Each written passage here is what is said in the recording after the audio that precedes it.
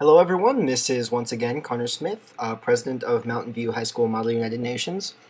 And as you just witnessed and hopefully learned about how to write a resolution, we will now be discussing what happens once that resolution is actually written.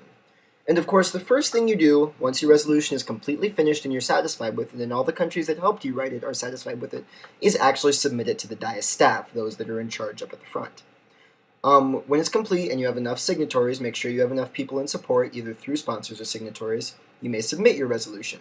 Once again, this can take a really long time to actually finalize, as resolutions are detailed, complex, and based on heavy research, in which case you'll probably want to be using your laptop to look things up, or your smartphone, or any of that.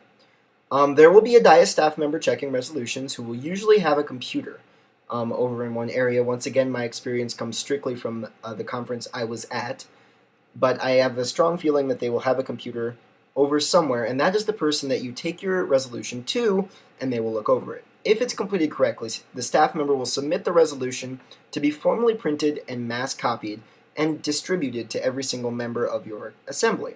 That way, everyone in every country has a chance to look at your resolution, see what it's all about before actually going into consideration. It can take a fair amount of time for resolutions to be returned, so in between there will often be quite a bit of debate or even just more unmoderated caucus. But once your resolution does return, you can move for consideration of that resolution. Great advantage to getting a resolution done first and early is it will come back first and early, which means it will often be the first one to be considered. Now, actually getting into considering resolutions. Once a resolution is printed and distributed, you may move to consider it. Consideration of draft resolution on the short form of rules. As you can see, it should be right here at 9.3, consideration of draft resolution. Does require a second, it is not debatable, and it requires a majority vote. And just as I said, upon distribution of the draft resolution, and after it's been submitted to the dais, the chair will entertain this motion to begin debate on the proposal, which once again means we will enter into discussion, this time with the topic solely on the resolution, therefore narrowing down the broad subject. This is only a motion to consider the resolution, I'd like to point out, one that rarely fails. When you vote to consider a resolution, you are not saying you are for or against the resolution, rather you just like to hear what that resolution has to say and would like to debate it. Okay, so even those who are against it might want to debate against it, which would often be beneficial. And the way you would say this is Botswana moves for consideration of draft resolution 1.1, 1-1. You'll know what the number is because it will be right there after you submit your resolution. Once the body actually moves into consideration of the resolution, the sponsors, and that means only the people who helped write it and are listed under submitted by on the resolution, will go present in front of the entire group. The maximum speaking time should remain the same as previously decided. However, points of inquiry will follow and are not limited. Any member of the group can answer. It's just raise your placard, ask the group a question about their resolution, and they will reply. After this happens, the group will debate just as before. The sponsors will go back to their seats, we'll go back to, are there any motions at this time? If not, are there any speakers wishing to take the floor? This is exactly like we did before with the broad topic, except now, once again, the sole subject is this resolution that we are considering. So, for example, we say, are there any motions at this time? There are no motions because people actually want to talk about this. Then the next speaker will come up, give their less than blank minute speech. Then they'll accept points of inquiry, people will ask them, talk about it, maybe they're for or against the resolution being considered, and then we'll move on again to, are there any motions at this time? Seeing none, are there any speakers wishing to take the floor? And that's how that works. Keep in mind always that order. Are there any motions at this time? If not, are there any speakers wishing to take the floor? I will emphasize again, motions take priority over discussion. Discussion is speeches and points of inquiry. Motions are movements to move ahead in the conference or do something in the conference other than just debate back and forth. At this point, you may choose to also amend a resolution, and each conference provides actual sheets of paper of amendments to do this at the conference. They're added by filling out that sheet of paper, and any clause that's part of the draft resolution, preambular even, or operative, can be amended. Once you suggest an amendment and submit it to the Dias staff, it will become part of voting procedure. What this means is, after it's submitted in a similar fashion, very similar to actually submitting resolutions, when we go to consider and vote on the resolution, we will vote on the amendments first. So it will go like, okay, we are now closing the consideration of draft resolution, voting on it. We have this amendment, there's this amendment, there's this amendment. If one passes, it's added to the resolution to be considered in the final vote. If not, it's just canceled out. If your amendment is approved by all of these sponsors, all of this submitted by on the original resolution, it's considered a friendly amendment and doesn't even have to be voted for. It is automatically added. This is often used in the case of a grammatical error on the resolution. Obviously, these sponsors are not going to disagree to the changing of a grammatical error, as it will benefit them, or even if someone is suggesting something that will once again benefit them, it will be a friendly amendment, hence the name, because it is benefiting both parties. Okay, so that's kind of how amendments work. Actual voting for the resolutions. Once the delegate feels that the resolution or amendment has been discussed enough, there's nothing more that needs to be said about it, someone else is tired of talking about this resolution and wants to move on to their resolution, then there must be a motion for the closure of debate on that resolution. So we look back at our short form of the rules, once again, always handy. The closure of debate, let's see, it should be actually up here. Closure of debate on a resolution, not to be confused with closure of debate on a topic.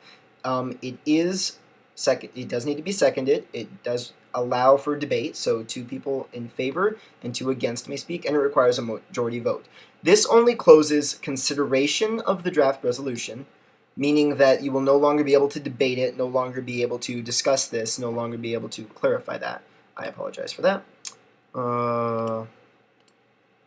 Anyway, as I was saying, at this time you will actually move into what is actually the voting procedure for your resolution or the other resolution that was proposed. I'm getting my slide back slowly. Right, okay, voting. If this passes, the body will move into voting procedure for the amendments first and then the resolution itself. Always remember the types of voting. There's standard, no motions are made during voting procedure, so we just go into the normal raise your placard. Roll call, when each country is asked for their vote specifically, usually used to stall for time or see how countries are voting. Adoption by consensus, this will almost never happen with a resolution because that means nobody is going to object to it. So unless you're offering to deliver flowers to every nation in the world, you probably wouldn't want a motion or move for adoption by consensus. Then there's division of the question, and this is where it really gets complicated and I want to go into it more. Division of the question is almost only ever used when voting for resolutions.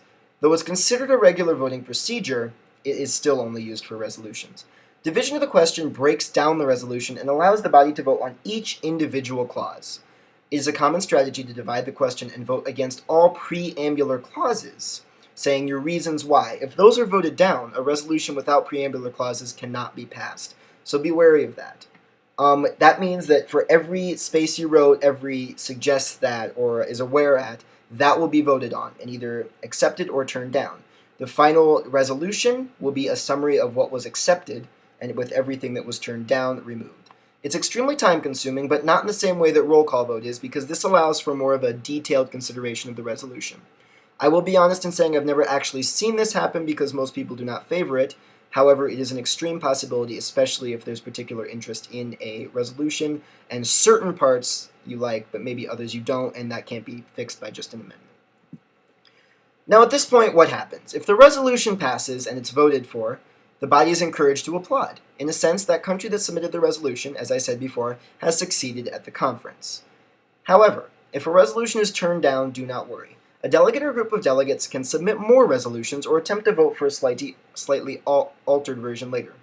I've seen in multiple cases delegates who have their resolutions turned down go back, change a few words, maybe change what people didn't like the first time, submit an entirely new resolution that goes through and does pass the second time.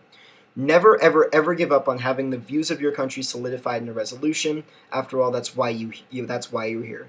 Even if it's something minor, even if you're just tagging on to someone else's resolution, get them somewhere. Because you don't have to be a major country and making a major resolution all about you to get your ideas expressed. So don't be redundant. Find the group that is kind of with you on this and is willing to support your ideas in this resolution. Once again, it's just like a big puzzle piece. You have to find who will fit with you and where your idea belongs. Once the voting on the actual resolution is over in itself, debate on the topic will continue, and debate on the topic continues. Other delegates can vote for consideration of a new resolution at this time. You can change the order of agenda to address an entirely new topic and maybe come back to this one later if you're tired of it. Speeches may continue regularly, or you can just keep debating. Okay? Once you feel that you've either voted for enough resolutions, enough against enough resolutions, and you truly do not want to come back to this topic again. So it's more than just changing the order of agenda. You believe that we have covered this topic enough. you may move to close debate on the topic. That ends all discussion of the topic. If there are still any outstanding resolutions that haven't been voted on, they will go immediately into voting procedure for those resolutions. The topic will be closed once again if the motion passes. It does require a second, so let's go back to our short form. Closure of debate on the topic, 7.9, does require a second. Two people can speak in favor, two against, and it's a majority vote. Okay? And then, according to the order of agenda, once the topic is closed, you will just proceed to move on to the next subject. At this point, if we have covered all topics, and only if we have covered all topics and everything is absolutely done or there is no time, there will often be a motion, quote unquote, similar to Botswana moves to adjourn the 52nd Arizona Model United Nations Conference, which would just end the meeting and conclude debate in its entirety. So what you now basically have is a summary of the entire conference. We started with setting limits, we started with setting the order of agenda and arranging the topics. Going right to speaking, you have, are there any motions at this time? Are there any speakers wishing to take the floor? People debating back and forth, moderated caucuses, not moderated caucuses, resolution writing, consideration of resolutions, amendments, voting procedure. All of this, in such a short period of time, is now all you will really need to know for the Model United Nations Conference, aside from the research you have to do on your own time. A lot of it is mainly experience, a lot of it's learning, and that's why going to the workshops is important. However, if you simply show up to the conference, I guarantee that through points of information or other delegates struggling or you struggling as yourself, the chair will help you. They understand that you guys do not have as much experience, which is totally acceptable. Many of the delegates will be in the same position, if not a worse one. There will always be somebody worse than you that has zero idea what's going on, especially since you know the difference between a point of information and a point of inquiry, as most don't. So do not be worried at all. It's very relaxed. The people there are very willing to help you, and nobody is judgmental at all. It's a great setting. Everybody's kind of in support of each other in the same position. Even those that have Model United Nations as a class kind of understand those that are doing it as a club and are more willing to help rather than mock or dominate, okay? And then once everyone kind of gets out of the conference, you're all just a big group of friends that really gets along well. And so that's a cool aspect of this. So keep in mind the main goals of this whole conference is to kind of get along with other students toward maybe arguing actual world issues that you could be genuinely interested in that may help you somewhere along the line. They may promote your career interest, or they may just reflect something you're interested in. I guarantee you will learn a lot that you didn't know about other countries, and a lot about other students, and a lot about how to debate in a formal setting as well. The whole thing, even the conference, is a learning procedure. I probably learned more at the conference itself on what I was doing than I did from all the practices combined. Anyone that goes to that by the end will be an expert, I guarantee it. When I went into my first conference, I had zero idea what to expect, no idea what I was doing. In fact, it was our club's first year even doing Model United Nations, and yet, our club, 3 of them got awards, and we all came out knowing exactly what to do, and we all got officer positions, and we're completely confident on what we're doing now. And that's all it takes, is simply going through the process itself and working with those other students. So definitely do not be afraid of anything. If you even have a slight basic understanding of this with only minor confusion, feel free to ask questions, but you'll be fine at this point if you understand everything that was just said. Feel free to practice resolutions. I am available. The advisor, Ms. Loomis, is available. Any officer at the current Model United Nations is definitely available to talk to. Absolutely ask for help if you need it, but once again, do not worry. Just conduct your research at a steady pace. There's not a lot of work to do for this, and you'll be fine in the end. So I truly hope you enjoy Model United Nations. In the future, I'll be going over how to research and position papers and other specifics like that. So thanks for watching, and I look forward to our conference as a group for Mountain View High School Model United Nations.